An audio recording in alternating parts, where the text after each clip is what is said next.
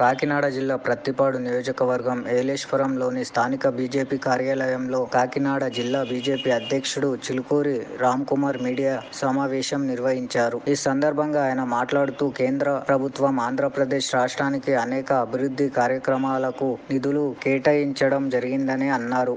ఇందులో భాగంగా కాకినాడ జిల్లాను స్మార్ట్ సిటీగా ఎంపిక చేయడం జరిగిందని అన్నారు. అలాగే కత్తిపూడి నుండి కాకినాడ వరకు హైవే నిర్మాణం, జిల్లాలో ఫిషింగ్ హార్బర్లు, పోర్టు నిర్మాణాలు చేయడం జరిగిందని అన్నారు. రాష్ట్రంలోని జగన్ పాలనలో ఎక్కడ లేని అవినీతి ఏపీలో జరిగిందని ఆయన ఆరోపించారు. జగన్ ప్రభుత్వంలో నవరత్నాల పేరిట ఎంతో కొంత పేదలకు లబ్ధి చేకూరినా అందులోనూ అవినీతి అధికంగా జరిగిందని అన్నారు. జగన్ పాలనను గద్దె దించేందుకే మూడు పార్టీలు కలిసి రానున్న సార్వత్రిక ఎన్నికల్లో ముందుకు సాగుతాయని అన్నారు.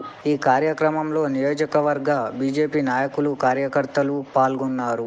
ప్రస్తుతానికి ఈ అలయన్స్ లోకి బీజేపీ వెళ్ళడం జరిగింది. చాలా మంది కొత్త వాళ్ళు కూడా వేరే పార్టీస్ నుంచి బీజేపీ వైపు అట్రాక్ట్ అవుతా ఉన్నారు. దీనికి చాలా కారణాలు ఉన్నాయి. నేను చెప్పినట్టు గత 5 ఏళ్లలో రాష్ట్రానికి అందించిన పథకాలే కాకుండా కోవిడ్ ఉన్న పరిస్థితుల్లో కూడా మా కార్యకర్తలు, నాయకులు ప్రజల కోసం చాలా సేవా కార్యక్రమాలు చేపట్టడం జరిగింది. అదేవిధంగా అయోధ్య విషయంలో కూడా ప్రజలు స్వచ్ఛందంగా ప్రతి గ్రామంలో కూడా ఆ 22వ తారీఖున జరిగిన కార్యక్రమాన్ని, మోడీ గారి సమక్షంలో జరిగిన కార్యక్రమాన్ని లైవ్ గా చూడడం, ప్రతి ఊర్లో భజన చేయడం, సామూహికంగా అందరూ కలిసికట్టుగా ఒక పండగ వాతావరణం ఏర్పడింది. దాని ద్వారా కూడా పార్టీ ప్రజల్లోకి ఒక మంచి ఇమేజ్ తో, ఒక అంచనా అయితే 10 నుంచి 15% ప్రజలు బీజేపీకి అనుకూలంగా ఉన్నారన్న పరిస్థితి ఉంది.